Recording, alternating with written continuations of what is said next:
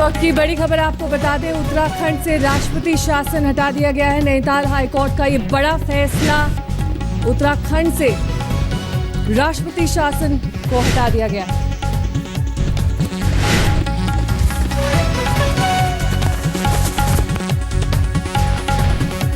इससे पहले आज नैनीताल हाईकोर्ट ने केंद्र को फटकार लगाई थी। केंद्र से पूछा था कि आखिरकार इस तरह से एक हफ्ते का राष्ट्रपति शासन क्यों लगाया गया है। हाईकोर्ट ने अब उत्तराखंड से राष्ट्रपति शासन को खत्म कर दिया है। ये बड़ा फैसला, अब से कुछ ही देर पहले सुनवाई चल रही थी। माना जा रहा था कि लगभग 3 बजे के आसपास ये फैसला आएगा और हाईकोर्ट ने केंद्र के फैसले को अब खारिज कर दिया है। केंद्र ने राष्ट्रपति शासन लगाया था। उत्तराखंड में जिस तरह से सियासी संकट पैदा हुआ था, उसके बाद ये राष्ट्रपति शासन लागू किया गया था और अब इसे नैनीताल हाईकोर्ट के इस फैसले के बाद हटा दिया गया है।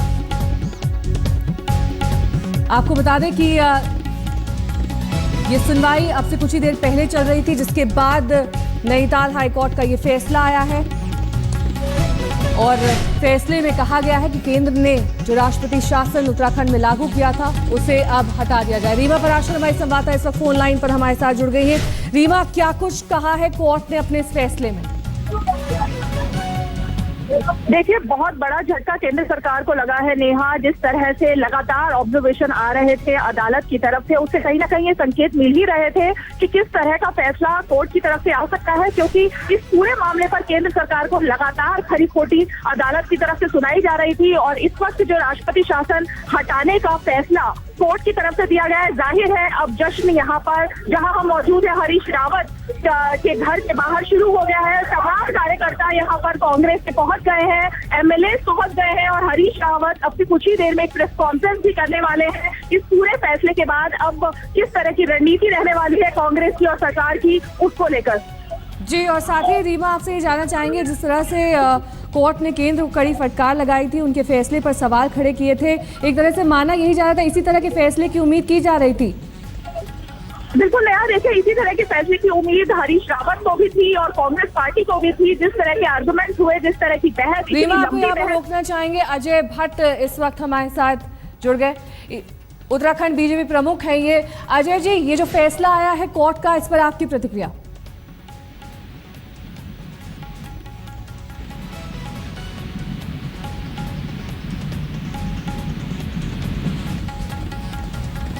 दोबारा संपर्क साधने की कोशिश करेंगे, लेकिन इस बीच आपको बता दें, ये जो फैसला आया है नैनीताल हाईकोर्ट का है। हाईकोर्ट ने केंद्र को कड़ी फटकार लगाया था, उसके बाद अब एक बार फिर से हमारे साथ जुड़ गए हैं अजय भट्ट साहब। अजय जी, ये जो फैसला आया है, इस पर क्या कुछ कहेंगे आप?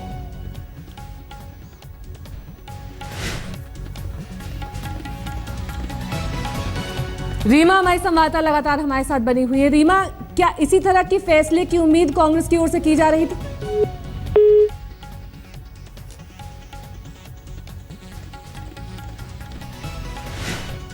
और इस बीच आपको बता दें कि नैनीताल हाईकोर्ट की तरफ से ये फैसला,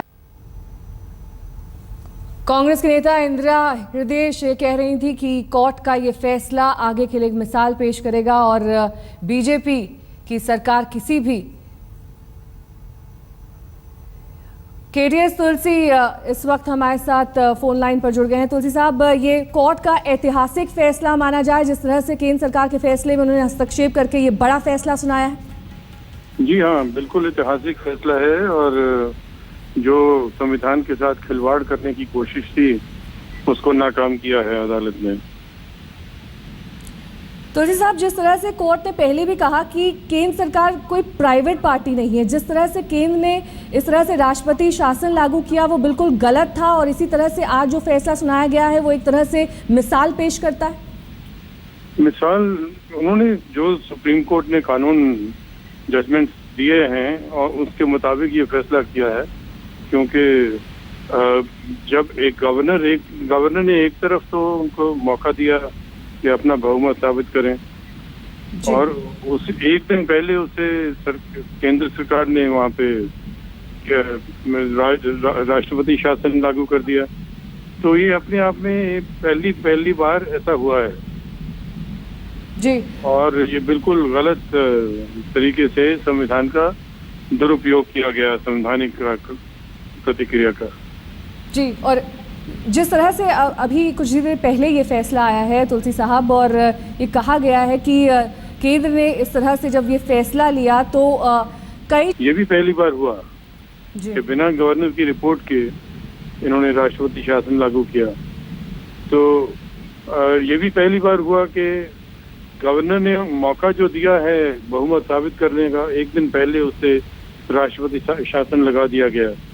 ये जो अगर धांधली थी, सांसद जो भी मेंबर्स एमएलए हैं उनके बारे में बाद में भी बात हो सकती थी, मगर शायद बीजेपी को ये भरोसा नहीं था कि वो बहुमत जीत पाएंगे, और सरकार बहुमत अगर सिद्ध कर देती तो इस सरकार को हटाना नामुमकिन हो जाता है। इसलिए ये सारा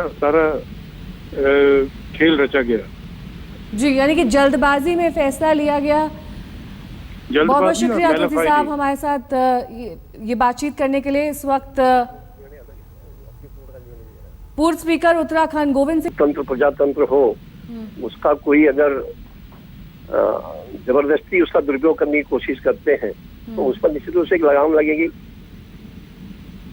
कुंजल साहब, कुछ देर पहले हम तुलसी जी से बात कर रहे थे, वरिष्ठ वकील हैं वो, उनका ये कहना था कि कई संवैधानिक चीजों को दरकिनार करके जल्दबाजी में फैसला लिया गया, क्योंकि लेकिन ऐसा कुछ भी नहीं है। जल्दबाजी में जो फैसला लिया गया था वो राष्ट्रपति शासन लगाने का लिया गया जी, और इसमें बहुत गहराई से सारे नियम कानूनों को देख करके ये फैसला लिया गया है।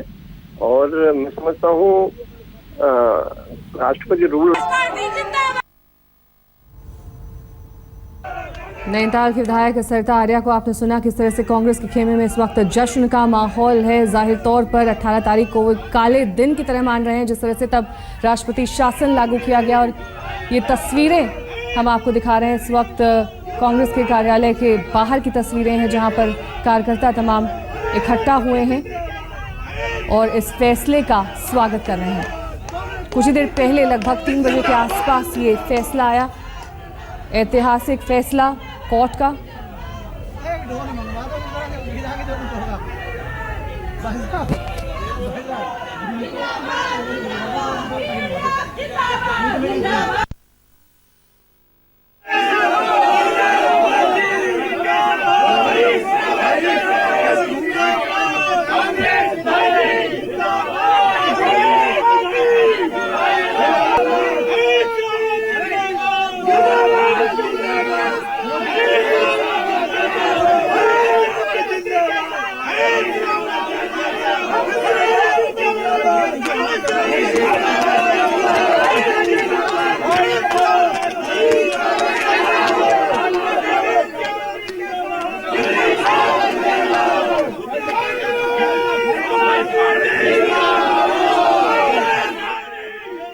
President Proclamation।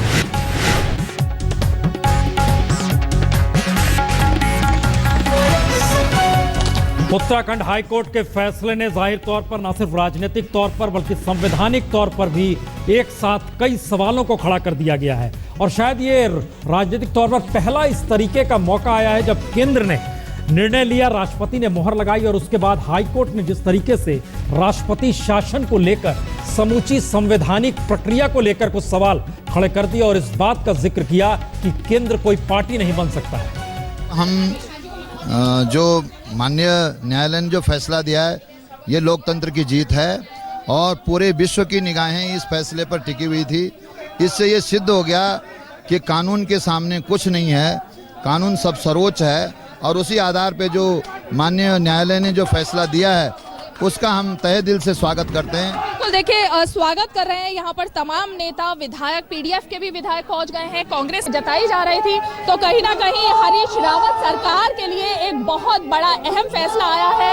हरीश रावत यहीं पर मौजूद है और अब एक रणनीति यहाँ पर बनाने की कोशिश की जा रही है। तमाम एमएलएज और मंत्री जो सरकार में शामिल हैं वो सब यहाँ पर पहुँचने शुरू हो गए हैं, लेकिन फिलहाल तो जश्न का माहौल है। कैमरा पर्सन राजीव श्रीवास्तव के साथ रीमा पराशर, देहरादून, आज तक। तो राजनीतिक तौर पर एक केंद्र के लिए भी बहुत बड़ा झटका, बीजेपी के लिए झटका और शायद जिस तरीके से राष्ट्रपति शासन लगाया गया उसको लेकर कांग्रेस में हर्षोल्लास हो सकता है। लेकिन अब कई सवाल एक साथ खड़े हो गए हैं।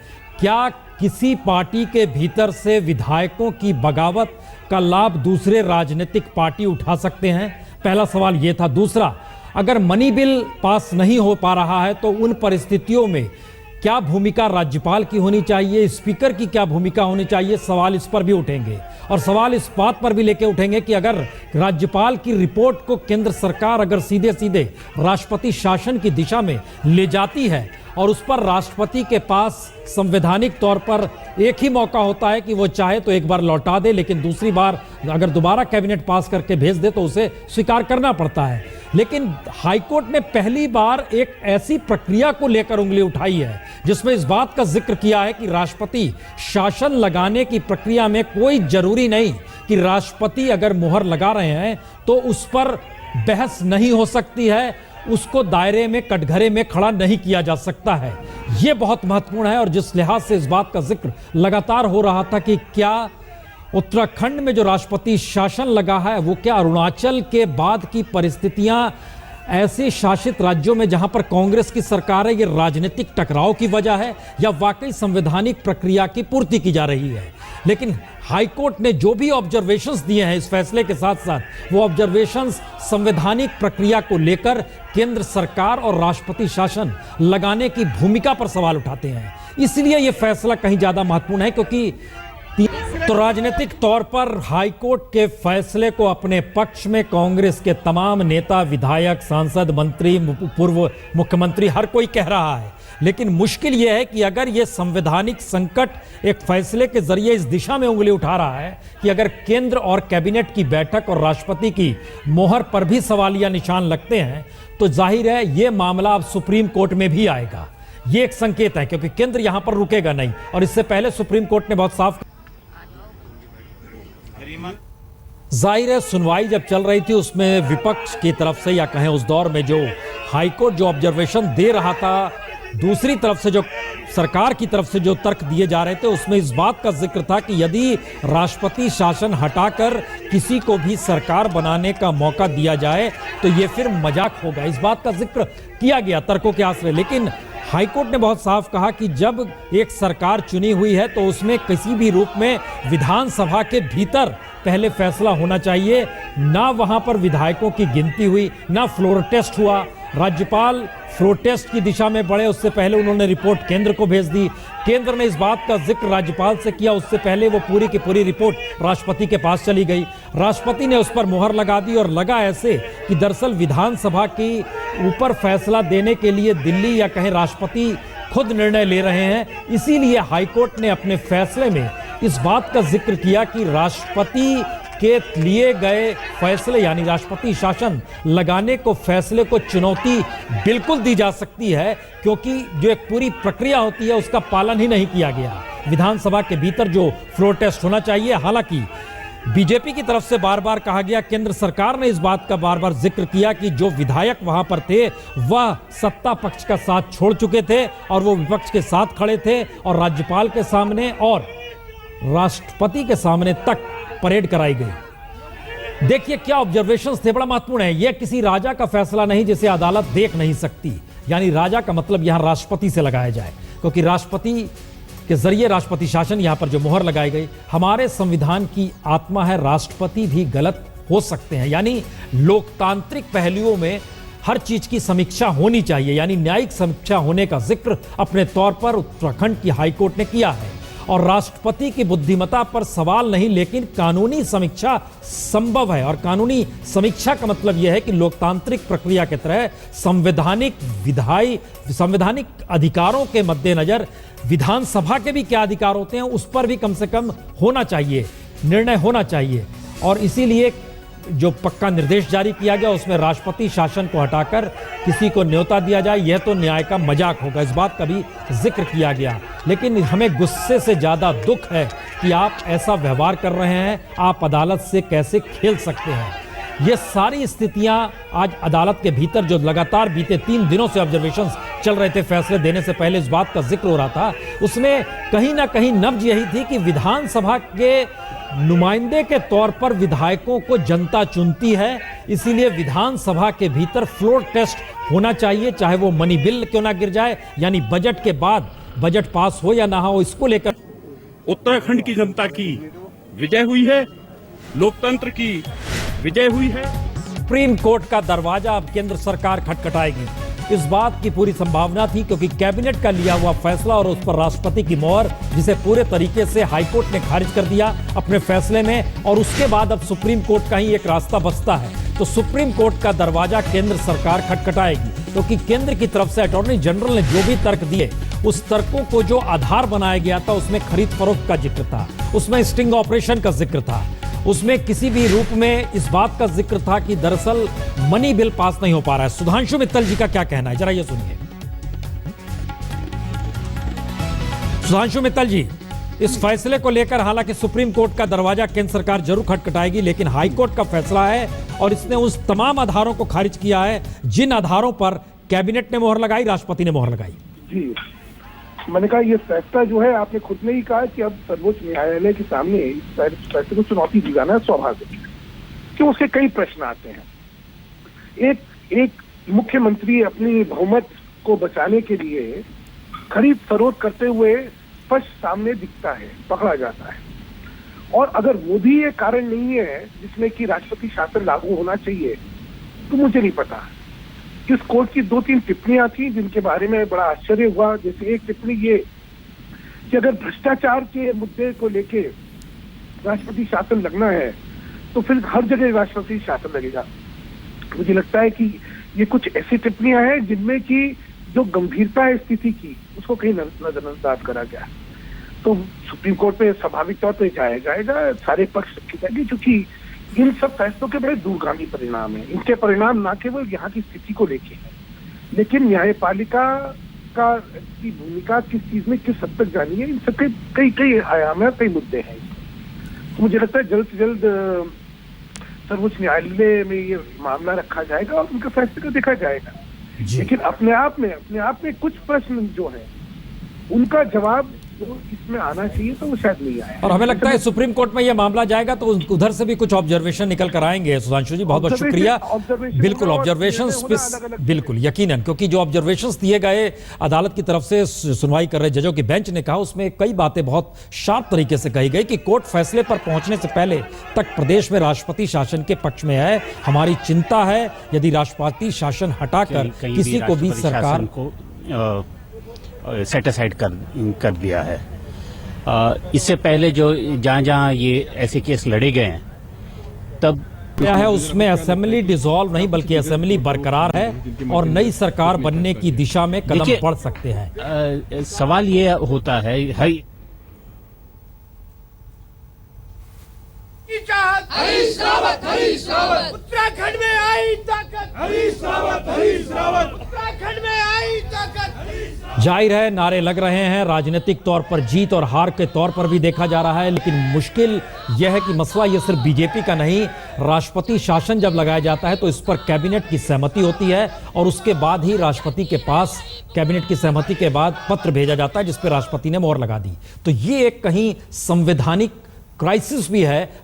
ये पहला मौका है जो हम तमाम स्थितियों को पलट रहे हैं। ये पहली स्थिति आई है कि राष्ट्रपति शासन लगाए जाने को लेकर राष्ट्रपति के निर्णय को लेकर भी कटघरे में खड़ा किया गया और बाकायदा ये ऑब्जर्वेशन है। रीमा, जो स्थिति बन रही है वो राजनीतिक तौर पर तो नजर आ रहा है, बहुत साफ तौर पे नारे लग रहे हैं, पक्ष विपक्ष की बात हो रही है, लेकिन अब इसका मतलब ये है कि अब असेंबली है, विधानसभा डिसॉल्व नहीं हुई है, विधानसभा मौजूद है और नई सरकार बनने की स्थिति में ही कदम बढ़ेंगे और 29 तारीख को अब वहां पर फ्लोर टेस्ट भी होगा। लेकिन इन दोनों परिस्थितियों के बीच में क्या इस फैसले को राजनीतिक आधार बनाने की ज्यादा बड़ी कोशिश हो रही है या सरकार बनाने की कोशिश हो रही है? कांग्रेस पार्टी जिंदाबाद, हरीश रावत जिंदाबाद, कांग्रेस पार्टी। बिल्कुल, देखिए प्रसून जी, लगातार इतने दिन से जब से अदालत की ऑब्जर्वेशंस आ रही थी, हम लोग यहाँ होते थे और हरीश रावत यहीं पर बैठकर इन ऑब्जर्वेशंस का मजा लेते थे। उनको यही लगता था और तमाम जो एमएलए यहाँ पर मौजूद रहते थे, सबका यही मानना था कि भले ही केंद्र सरकार ने इतना बड़ा तमाचा यहाँ पर राज्य सरकार के मुंह पर मांगा है, लेकिन अदालत की तरफ रीमा, हमें लगता है रीमा, आपकी आवाज के पीछे नारे बहुत गूंज रहे हैं, चूंकि तो आपकी आवाज नहीं लोग सुन पा रहे होंगे, जरा सा नारे कुछ शांत हो जाए, हम आपके पास फिर आते हैं। तो दर्शकों को बता दें, ये राजनीतिक तौर पर हाई कोर्ट के फैसले को कैसे एक बड़ी जीत के तौर पर भी पेश किया जाए, कांग्रेस इसका पूरा प्रयास करेगी और कहीं ना कहीं बीजेपी और केंद्र सरकार को कटघरे में भी खड़ा करेगी। केंद्र सरकार सुप्रीम कोर्ट का दरवाजा खटखटाने को लिए तैयार है। 29 तारीख को फ्लोर टेस्ट होना है, यह तय है। लेकिन अब किसी भी हालत में इस 29 तारीख से पहले सुप्रीम कोर्ट का दरवाजा केंद्र सरकार खटखटाने पहुंचेगी और वो नहीं चाहेगी कि फ्लोर टेस्ट की स्थिति आए, क्योंकि राष्ट्रपति शासन लगने के बाद अगर फ्लोर टेस्ट होता है तो वो कैबिनेट की पूरी प्रक्रिया राष्ट्रपति की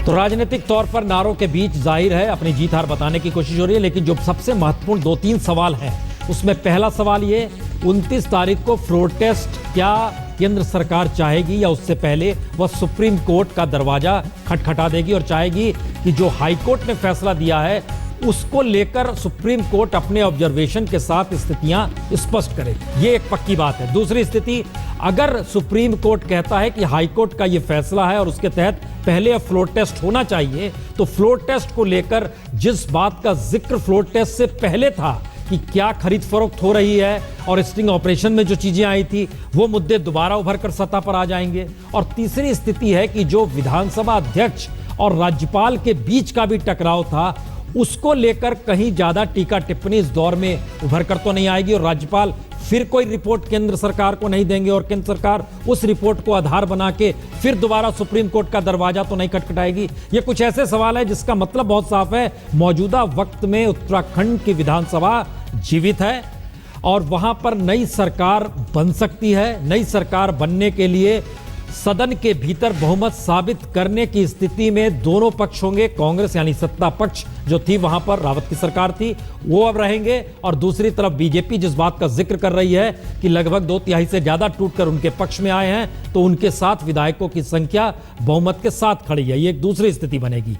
शायद इसलिए यह संवैधानिक तौर पर संकट है, क्योंकि जिन आधारों को राष्ट्रपति शासन लगाने के लिए बनाया गया, वो आधार दोबारा इस दौर में क्या दोबारा उफन पड़ेंगे?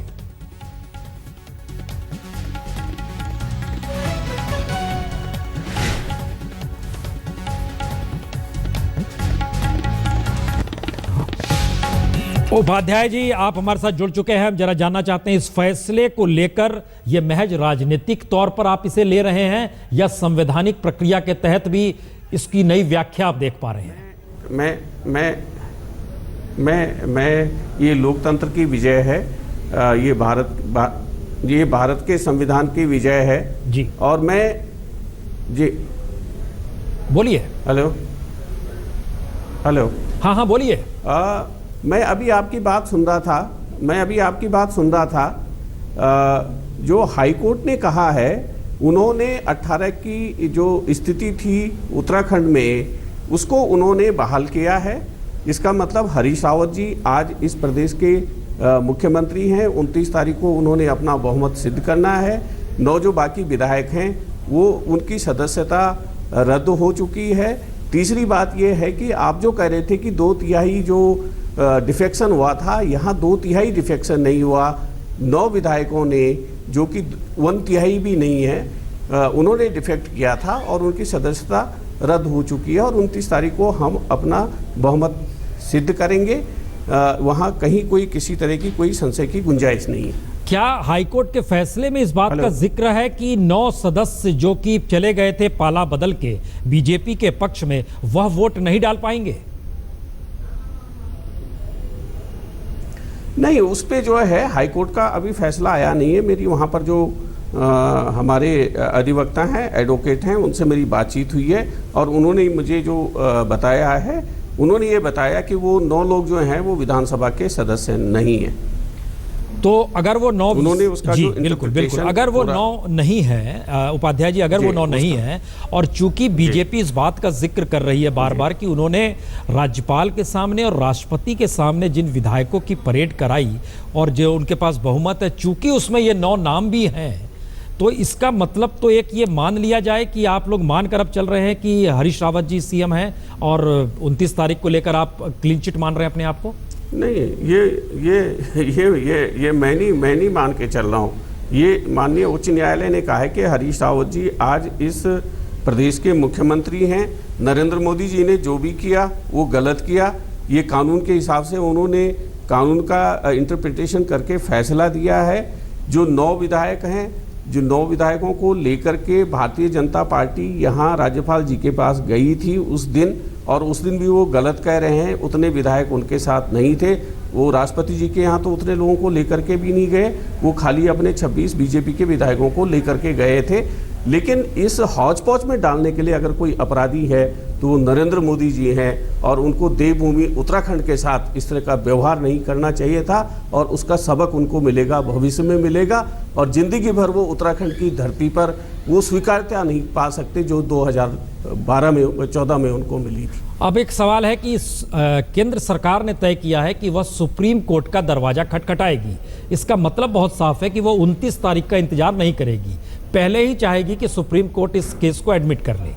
आप लोग क्या करेंगे ऐसी स्थिति में? नहीं, हम सारी न्यायालयों का सम्मान करते हैं।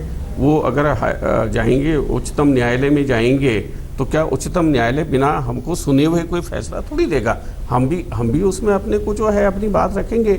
लेकिन ये आज पूरे देश को ये जानने का अधिकार है, देश की जनता को ये समझने का भी अधिकार है, ये पूछने का भी अधिकार है। प्रधानमंत्री नरेंद्र मोदी जी को 84 के बाद पहली बार पूर्ण बहुमत की सरकार बनी थी, बिहार से लेकर के और उत्तराखंड तक उन्होंने ऐसा क्यों किया है? जिस जनमत ने उनको प्रधानमंत्री बनाया था पूर्ण बहुमत का, उस जनमत का अपमान नरेंद्र मोदी जी ने क्यों किया है? क्या बिहार की हार ने उनको जो है वो जनमत से उनका विश्वास हट गया है, वोट की ताकत से उनका विश्वास हट गया है? अरुणाचल प्रदेश में उन्होंने जो कुछ किया है, मेरे विचार से इस फैसले का इंटरप्रिटेशन यह है कि नरेंद्र मोदी जी को तुरंत इस्तीफा देना चाहिए। ओके, अब इसका दूसरा पक्ष यह है कि राज्यपाल की रिपोर्ट को लेकर केंद्र सरकार हरकत में आई थी, तो क्या राज्यपाल ने जो रिपोर्ट भेजी थी अब आप उसे भी कहीं कटघरे में खड़ा करते हुए राज्यपाल को भी पद छोड़ देना चाहिए, इसकी बात जिक्र कर देंगे क्या?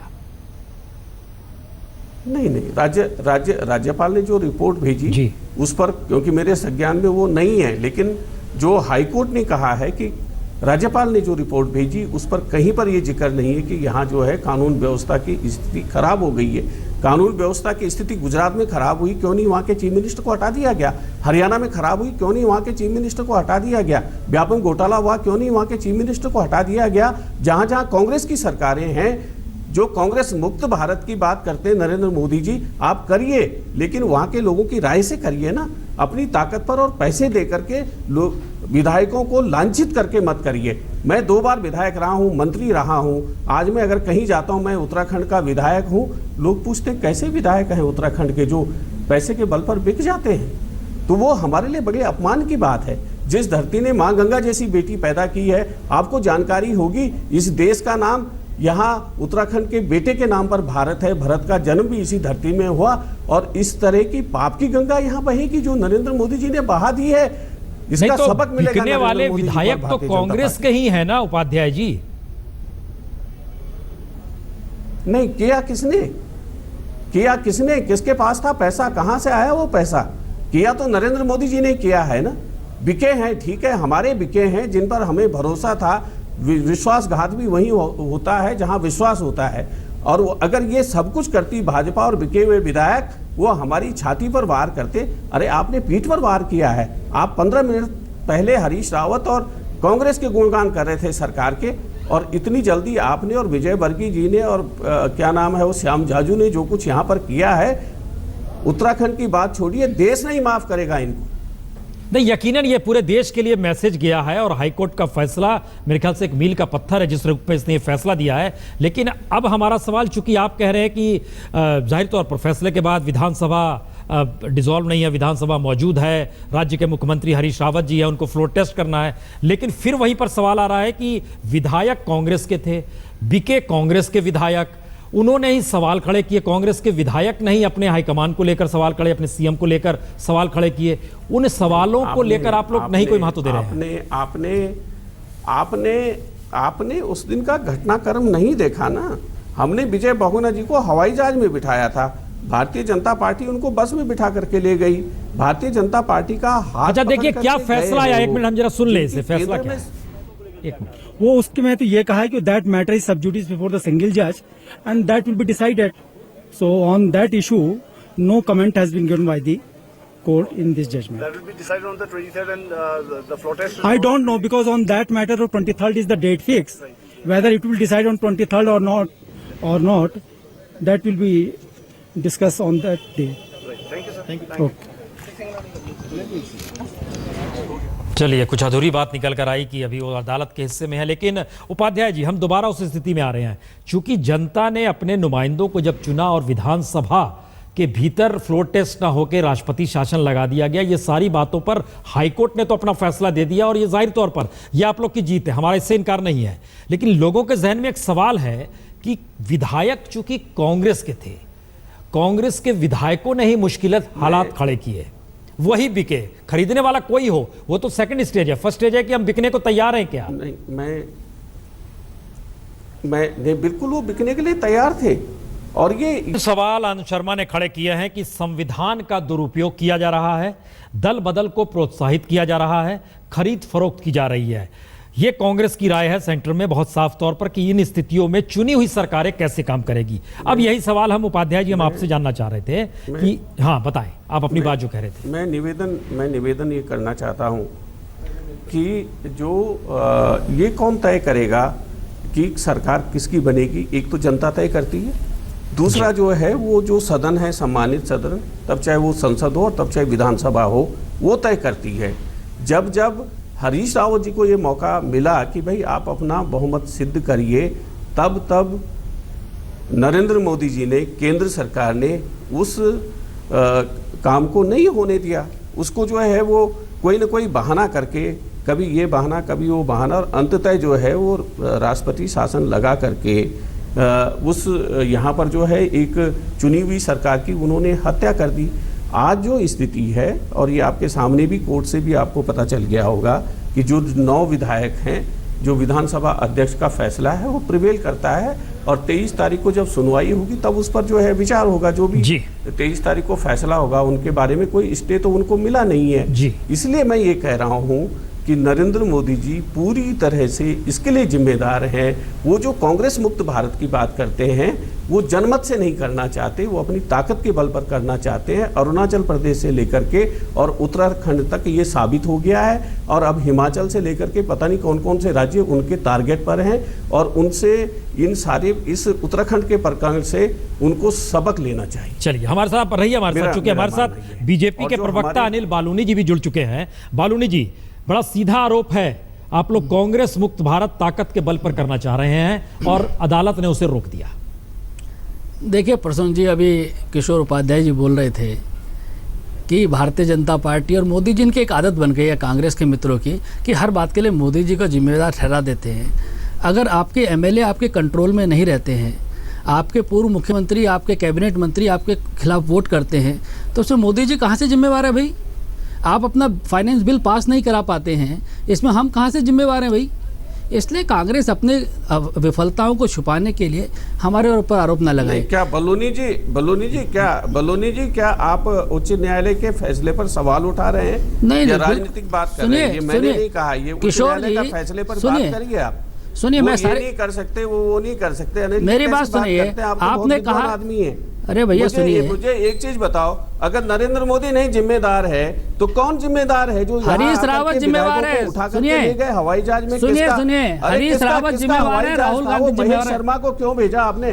क्या हरीश रावत जी क्या जिम्मेदार हैं? राहुल जी क्या जिम्मेदार हैं? अरे मैं बताता हूँ ना, आप चुप होंगे तभी तो बताऊंगा। संविधान रक्षा की शपथ ले रखी है, मेरा समय है भैया, लेकर के यहाँ देहरादून आकर के लोगों को, विधायकों को, आपका प्रवचन खत्म हो जाए तो बता दीजिएगा। ताकत के बल के, पैसे के बल पे आपका प्रवचन खत्म हो जाए तब जवाब दूंगा। नहीं करना चाहूंगा प्रवचन। हम एक मिनट जरा सा उपाध्याय जी, हमको लगता है सबकी बात सुननी चाहिए। और क्या कहा, राजनीतिक तौर पर नहीं, कानूनी हार के तौर पर सुब्रमण्यम स्वामी देख रहे हैं। और चूंकि हमारे साथ दोनों नेता जुड़े हुए हैं, हम बालूनी जी एक चीज बताइए, चूंकि सुब्रमण्यम स्वामी ने कुछ चीजें साफ और कर दी कि अटॉर्नी जनरल और सॉलिसिटर जनरल के तर्क जो थे बड़े कमजोर थे।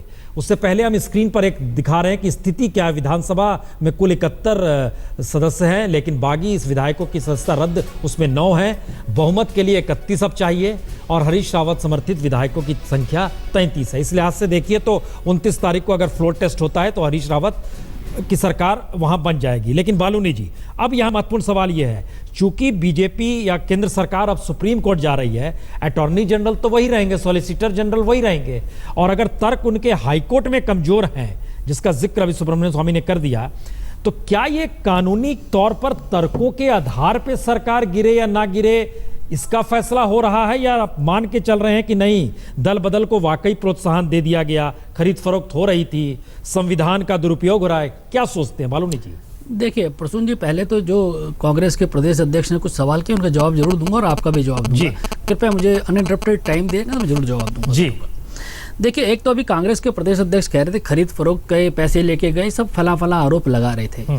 पूरे देश ने देखा है। देखिए प्रसून जी, आप उत्तराखंड के बारे में पता नहीं कितना जानते हैं। उत्तराखंड देवभूमि में बड़े सीधे सच्चे लोग वहाँ रहते हैं, और मुख्यमंत्री ने को सबने देखा है कि किस तरह की बातें कर रहे थे, किस तरह की खरीद फरोख्त कर रहे थे, किस तरह की मंडी मुख्यमंत्री ने सजा के रखी थी। आज कैसी बात करते हैं, इन लोगों को शर्म नहीं आती है कि आज हमारे ऊपर खरीद फरोख्त का आरोप लगाते हैं? इनके मुख्यमंत्री साफ दिखते हैं सबको खरीद फरोख्त करते हुए, और आज हमारे को जिम्मेवार आपसे अपना घर नहीं संभलता है, आपसे अपने विधायक नहीं संभलते हैं, आपसे आपके कैबिनेट के साथी नहीं संभलते हैं, भारतीय जनता पार्टी को जिम्मेदार ठहरा रहे हैं। भारतीय जनता पार्टी का रोल कहाँ है? लेकिन पुण्य प्रसून वाजपेयी जी, मैं कहना चाहता हूं कि 18 तारीख को इनकी विधानसभा की कार्रवाई में इंगित है कि अधिकांश विधायकों ने खड़े होकर कहा कि डिवीजन चाहिए, और ये इनके स्पीकर डिवीजन नहीं करते हैं, ये लोग मनमर्जी करना चाहते हैं। और कॉन्स्टिट्यूशनल क्राइसिस किसको कहते हैं? कैसे उत्तराखंड का खर्चा चलेगा भाई? कैसे संवैधानिक व्यवस्थाएं चलेंगे? आपका बजट गिर जाता है और उसके बाद कॉन्स्टिट्यूशनल ब्रेकडाउन हो जाता है, तो क्या करेगी केंद्र सरकार?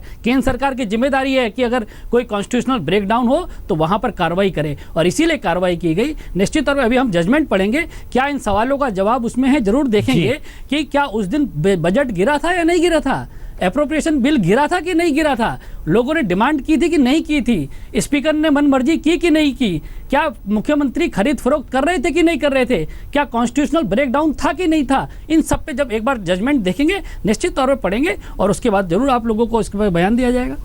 तो इसका मतलब क्या ये माना जाए कि हाईकोर्ट का फैसला दरअसल इन सारी चीजों की अनदेखी कर गया जिसका जिक्र आप कर रहे हैं? नहीं, देखिए वाजपेयी जी, जो फैक्ट्स हैं वो फैक्ट्स हैं, जो तथ्य हैं वो तथ्य हैं। अगर उस दिन लोगों ने डिमांड की, अभी देखिए मैं देख रहा था हरीश रावत जी ने एक एफिडेविट दिया है वहां पर कि उसमें 16वें पैरे में है कि किसी ने डिवीजन की मांग नहीं की। कैसी फॉल्स स्टेटमेंट देते हैं।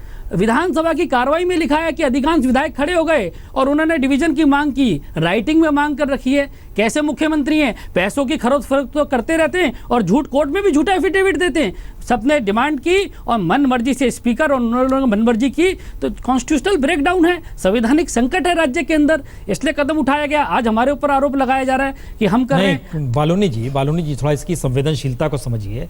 ये पॉलिटिकल तर्क से बात आगे कानूनी तौर पर निकल गई, क्योंकि केंद्र सरकार भी कह रही है कि वो सुप्रीम कोर्ट जाएगी।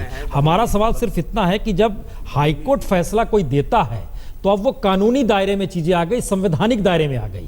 अब सवाल ये नहीं है कि 18 तारीख को क्या हुआ था, अब सवाल ये है कि अब उसको कानूनी तौर पर व्याख्या क्या होगी और राजनीतिक तौर पर इसका क्या असर होगा। तो आप इसे किस रूप में देख रहे हैं? देखिए वाजपेयी जी, आप ये देखिए, तथ्य बदले नहीं जा सकते हैं। तथ्य है कि उस दिन विनियोग बिल गिर गया है, विनियोग विधेयक गिर गए, तथ्य है, सबके सामने है। इसका मतलब है, बदला नहीं जा सकता। इसका मतलब है कि अगर बालूनी जी अटॉर्नी जनरल होते तो ये फैसला नहीं आता। नहीं, देखिए अब देखिए, मैं आप मेरे को अटॉर्नी जनरल या हम ये नहीं बोल रहे हैं, हम खाली समझना चाह रहे हैं। आप ही के पार्टी के सांसद अगर इस बात का जिक्र कर रहे हैं, कौन? सुब्रमण्यम स्वामी अगर इस बात का जिक्र कर रहे हैं कि अटॉर्नी जनरल और सॉलिसिटर जनरल के तर्क ठीक नहीं है और आपको अपने तर्क ठीक लग रहे हैं, इसलिए जी मैं किसी के ऊपर कमेंट करने के लिए नहीं बैठा हूं। मैं सिर्फ उस दिन की स्थिति के बारे में और हाईकोर्ट का जो जजमेंट है। कोश्यारी जी, आपको क्या लग रहा है कि जो 18 तारीख को हुआ था उसके बाद स्थितियां डेवलप होती चली गई और अब आज हाईकोर्ट का फैसला आ गया, इस पूरी प्रक्रिया में अब मसला राजनीतिक तौर पर बचा या कानूनी तौर पर?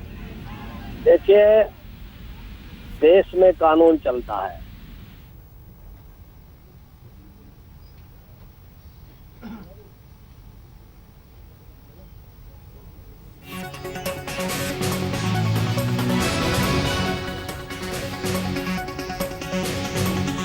ये बता दें कोश्यारी जी, आपकी आवाज कट गई, लेकिन ये हम जानकारी दे दें कि बीजेपी अब इस पे प्रेस कॉन्फ्रेंस करने वाली है और इसके लिए बाकायदा बीजेपी हेडक्वार्टर में नेता बैठ चुके हैं।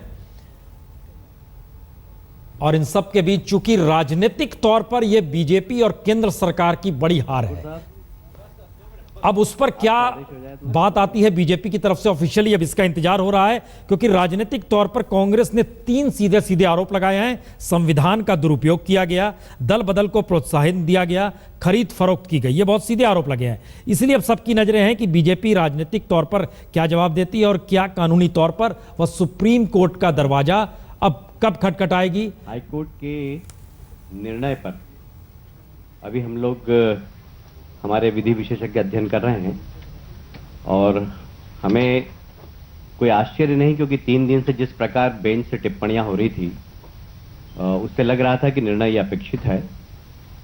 पर इस बात के लिए एक प्रश्नवाचक चिन्ह जरूर है हमारे दिमाग में कि एक ऐसे मुख्यमंत्री जो कि स्टिंग ऑपरेशन में सीधे सीधे दिखाई दिए, सारे देश ने देखा, उनको हाईकोर्ट ने रिलीफ दी है।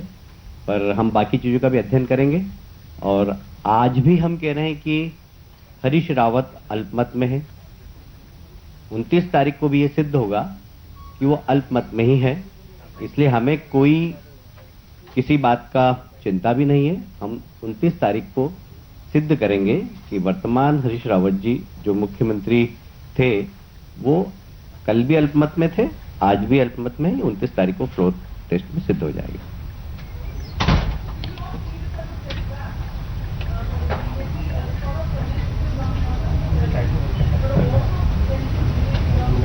नहीं, मुझे लगता है कि जिस पहले दिन से ही जिस प्रकार माननीय जज साहब के कमेंट्स जो पास हो रहे थे, लग रहा था कि इस प्रकार का निर्णय आएगा, इसलिए हमें कोई आश्चर्य नहीं।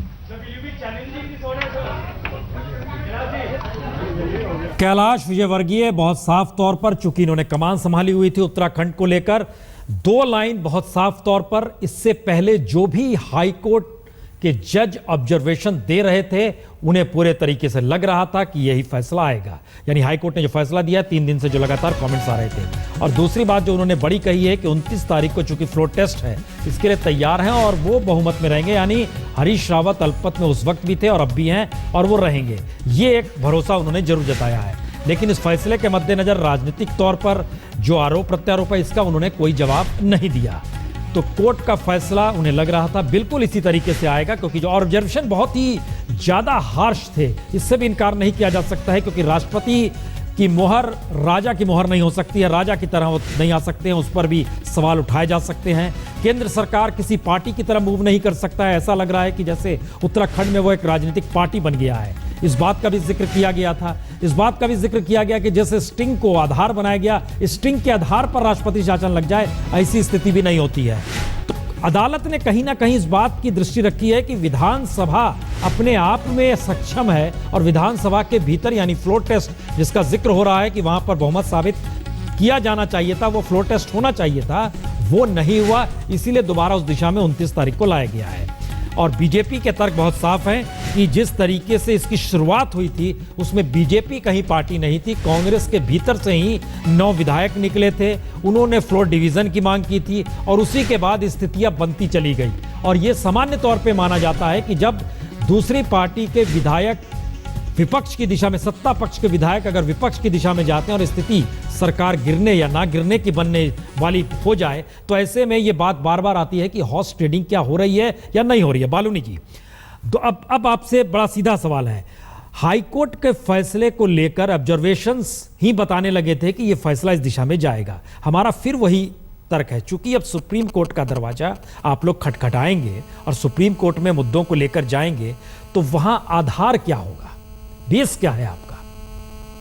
नहीं देखिए प्रसून जी, अभी तो एक बार पूरा जजमेंट जो हमको मिल जाए उसका अध्ययन करेंगे। जैसे कैलाश जी ने भी कहा कि हमारे जो विशेषज्ञ हैं, विधि विशेषज्ञ हैं, वो सब इसका अध्ययन करेंगे, हम लोग उसके बाद कोई निर्णय लिया जाएगा। और जो मैंने आपको पहले भी कहा कि जो फैक्ट्स हैं उनको नहीं बदला जा सकता। फैक्ट्स में बहुत साफ है कि 18 तारीख के दिन इस सरकार का विनियोग बिल गिर गया था। और जो आपने भी कहा कि जो इसकी जो बेस्ट जगह है वो हाउस है और हाउस के अंदर ही गिरा है। और लेकिन प्रसून जी देखिए ऐसा नहीं हो सकता है, मतलब ये जो मेरे को लगता है कि ऐसा नहीं हो सकता कि एक कोई टीम हार जाए और उसके बाद बोला जाए कि एक ओवर दोबारा से फेंकवा लिया जाए। 18 तारीख को सरकार हार चुकी है, 18 तारीख के विनियोग बिल गिर चुका है, तो वो बहुत साफ थी उस दिन की स्थिति। एक बार जजमेंट आ जाए, उस जजमेंट का अध्ययन कर लें हम लोग, फिर निश्चित तौर पे उसके हिसाब से अगला कदम उठाया जाएगा। अच्छा, एक बात लगातार कही जा रही है कि अल्पमत में हरीश रावत थे, अल्पमत में ही रहेंगे और 29 तारीख को आप साबित भी कर देंगे। लेकिन हम जो अपने स्क्रीन पर दिखला रहे हैं लगातार, उसमें हम खाली ये नहीं समझ पा रहे हैं कि अगर 9 विधायकों की सदस्यता रद्द हो गई है, जो बागी विधायक थे कांग्रेस के, तो फिर आपके पास बहुमत कैसे होगा? उसका आधार क्या है?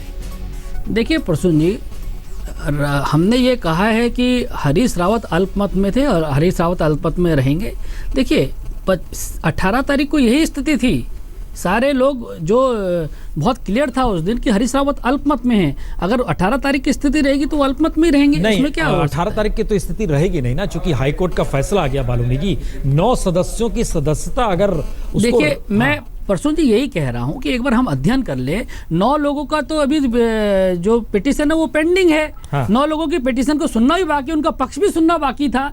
इसीलिए मैं कह रहा हूं कि इस जजमेंट को पूरा अध्ययन किया जाना जरूरी है। 9 लोगों को तो पक्ष भी नहीं सुना गया अभी तक, उनकी पिटीशन हाईकोर्ट में पेंडिंग है। 23 तारीख को उसकी सुनवाई थी, तो कैसे जजमेंट आए, इसलिए एक बार उसको अध्ययन करना पड़ेगा। बहुत सारे सवाल हैं, जिन सवालों का जवाब एक बार पूरा जब जजमेंट आएगा उसको अध्ययन करने के बाद ही पता लग पाएगा। तो इन 9 विधायकों से हटकर भी कांग्रेस के कुछ विधायक आप लोग के साथ हैं क्या? नहीं, देखिए हमारे साथ नहीं, वो कांग्रेस के साथ नहीं है। वाजपेयी जी बात को समझिए। तो ये 9 के अलावे भी कोई विधायक है जो कांग्रेस के साथ नहीं है? देखिए, कांग्रेस की नैया डूब चुकी है। अब कोई कांग्रेस के टिकट पे उत्तराखंड में चुनाव नहीं लड़ना चाहता है, तो इसमें हमारी कहां से खता है? कांग्रेस, सबको पता, हरीश रावत ने जितना भ्रष्टाचार कर दिया, उनके कुनबे ने जिस तरीके से भ्रष्टाचार किया है, उसके बाद कोई कांग्रेस का विधायक कांग्रेस से चुनाव नहीं लड़ना चाहता और फिर जिम्मेदार ठहराया जाता है हम लोगों को। इसलिए कांग्रेस के सिंबल पे कोई चुनाव वहां लड़ना नहीं चाहता है। तो ऐसे में ये जो लोग, जो कांग्रेस के जो तमाम विधायक है जो विरोध कर रहे थे, इसमें से 2 लोग थे जो खुद ही मुख्यमंत्री बनना चाहते हैं, तो ये विरोध कर रहे हैं, तो आप लोग इनको समर्थन भी कर दोगे क्या? ऐसी स्थिति में नहीं। अब देखिए प्रसून जी, मैं मानता हूं कि आप हमारे बारे में बहुत अच्छा सोचते हैं और आप सब लोगों की हमसे बड़ी अपेक्षा है, लेकिन हमसे ऐसी अपेक्षा मत कीजिए कि कांग्रेस की सरकार गिर रही हो और हम जाके उनको समर्थन करें। कल आप हमसे ये भी अपेक्षा करेंगे कि राहुल गांधी को हम समर्थन करें, ऐसी अपेक्षा कृपया करके हमसे ना किया कीजिए। तो ये कांग्रेस के जो भी विरोधी हैं, बागी हैं, जिनकी सदस्यता फिलहाल रद्द की गई है, उनके पक्ष में आप लोग नहीं हैं? नहीं, देखिए, विषय हमारे पक्ष का नहीं है। विषय है कि कांग्रेस के खिलाफ एक माहौल है, विषय है कि कांग्रेस की सरकार वहां अल्पमत में, विषय यह है कि कांग्रेस ने एक जन विरोधी बजट दिया था, विषय यह है कि वहां भ्रष्टाचार था और इसलिए कांग्रेस के अंदर विरोध हुआ है, कांग्रेस के अंदर बगावत हुई है। निश्चित तौर पर कांग्रेस को अगर बगावत होती है, कांग्रेस का बजट गिरता है, तो यह मत सोचिए कि भारतीय जनता पार्टी जाके उसके पक्ष में मतदान करेगी। ऐसी अपेक्षा कृपया करके हमसे ना किया जाए। चलिए, हम जरा सा खास खबरों पर एक नजर डालते हैं, तुरंत लौट। बड़ी खबर आ रही है, महाराष्ट्र में सूखे को लेकर बॉम्बे हाईकोर्ट ने आईपीएल के खिलाफ सख्त टिप्पणी की है। कोर्ट ने राज्य सरकार को फटकार लगाते हुए कहा है कि आईपीएल के मैचों पर इस तरह से पानी जाया नहीं कर सकते। क्या आपको हालात की जानकारी है? But then I decided to use the public transport, and now I feel I look like Natha. But don't you worry, the show looks fantastic.